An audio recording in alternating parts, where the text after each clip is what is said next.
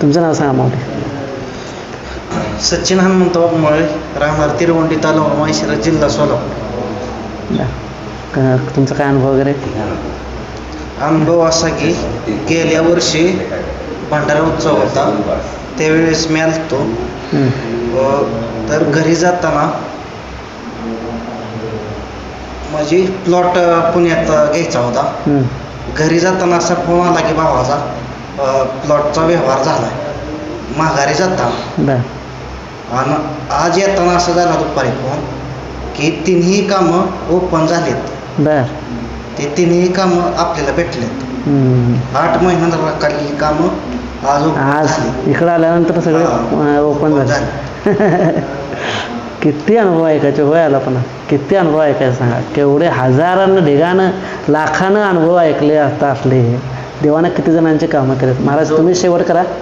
शेवट तुम्ही बोलायला बंद करा मग. हां. आजनाथ वाघमोडे बांबुर्डी. माझ्या घरी मेंढरांचा तळ बसला होता 11 नंबर लवटे कारभाऱ्यांचा. माईक खाली जरा खाली जा. आणि तिथं माझ्या घरी एकादशी दिवशी कीर्तन वगैरे दररोज कीर्तन होत होते. एकादशी दिवशी कीर्तन होतं.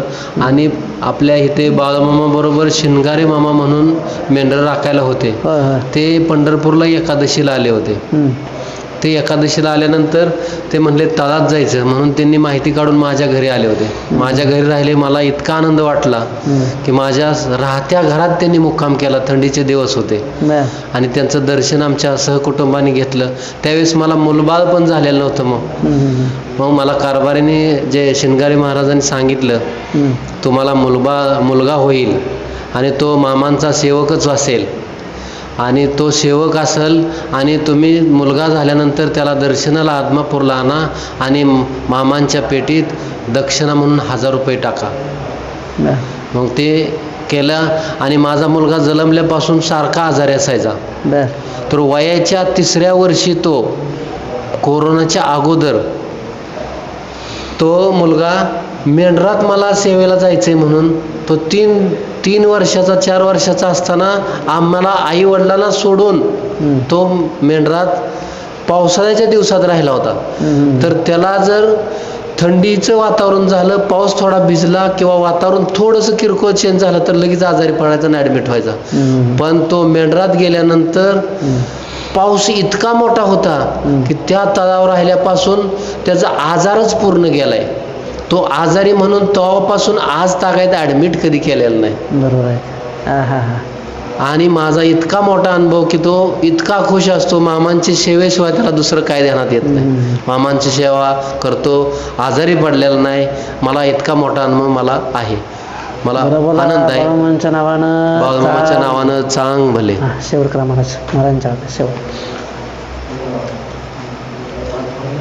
एक विशेष म्हणजे श्री संत बाळूमामांचं चरित्र मुखानं किती जरी सांगितलं. बाळूमामांचा जीवनामध्ये अनुभव सांगतो की असाच एक हालाप्पा सिद्धाप्पा सुरनवर यांचाच बघाल तर आमच्या गावामध्ये. त्यावेळेस बी एक खांड आमच्याकडं आलं आणि ऊसामध्ये कोबं होता. कोबी असतो ना, कोबी मेंढक्याने म्हणजे सोडली, त्यात फस्त करून टाकला कोबी. खाली शेतामध्ये की बघितलं तर कोबी ऊसातला फस्त करून टाकला. ठीक आहे म्हणलं, मामाजी मेंढराला ते चरू दे बिंदास. परत त्या शेतामधनं घरापासल्या शेतामध्ये ते खांड आलं आणि मेंढक्याने म्हणजे न विचारता सोडली. म्हणजे आमच्या आई वडील होते तिथं. मग आई वडील म्हणले ते मामाची मेंढरं कोणाची मेंढर आहे? बाळूमामाची मेंढर आहे का? तो बाळूमामाचा इतका लाडकायच का पिकामध्ये सोडतोय. म्हणजे ते होता मेथी घास जे शेळ्या मेंढ्यासनी केलेला असतो. ते मेथी घास बघता बघता मी म्हणलं आई वडिलांनी म्हणलं बाळूमामाची मेंढर आहे ती, तुम्ही म्हणू सुद्धा नका की बाहेर हाना म्हणू सुद्धा नका. कारण का मामाचा अनुभव मला माहीत आहे. म्हणलं काय असतं ते म्हणले तू लय बाळूमामाचा भक्त झालाय. म्हणजे आई वडिलांना सुद्धा अनुभव मामांचा नव्हता, पण एक आम्हाला वारकरी संप्रदायात असल्यामुळे आम्ही कीर्तनामध्ये प्रवचनामध्ये सांगतो ऐकतो मग जे मेथी घास होता ती असा गुडघ्याच्या असं कमरेच्या मापाच्या एवढा उंच होता. आता बाळमुमाची मेंढरं म्हणजे असे पसरून चरत नाहीत. पिकामध्ये सोडली का गोळा होते ती आणि ते पीक सगळं लुळवून टाकलं, निमं खाल्लं आणि निमं लुळवून टाकलं. मग आता ती आपण काय काढत नाही, बाया माणसं काढतात. मग ते आता जनावराला काढायला लागल्या ते लाग कालवा करायच्या, तू बाळमुमाचा एवढा मोठा भक्त झालाय, तू पिकामध्ये सोडतोय. म्हणलं तुम्ही काढा, फक्त तुम्ही काढायचं काम करा आणि त्याला फक्त एकदा युरिया आणि पाणी सोडा, त्या पिकाचं तुम्हाला अनुभव तुम्हीच घ्या. काय पीक आहे, 1-2-3 पाणी सोडले मी, फक्त युरिया सोडला, तोच मेथी घास असा कमरेच्या वर आला होता. जनावरं मेंढरं शिरडं जेवढे असतील ना तेवढं किती जर टाकलं तरी ते संपतच नव्हतं. मामाची अशी दिलगी आहे, जसं म्हणतात ना रिद्धी सिद्धी प्राप्त कुणाला असतात, एका साधूला असतात. एक गोंदावलेकर महाराज, एक सातारा जिल्ह्यामध्ये गोंदावलेकर महाराज, त्यांना एक तिथं असं आहे, ते जेवण कधी संपतच नाही, आणलेलं बी कधी संपत नाही, कोण आणतं याचा बी तपास नाही.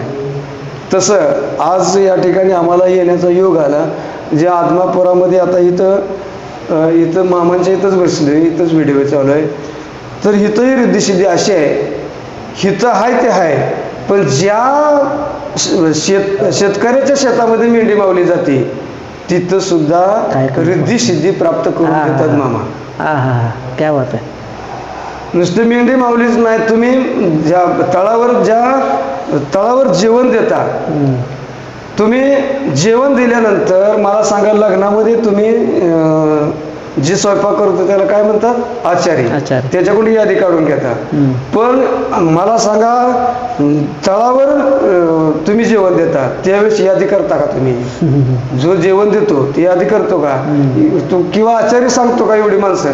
कुणीच अंदाज सांगू शकत नाही, मालक सांगू शकत नाही, ना आचारी सांगू शकत नाही, ना कुणी सांगू शकत नाही.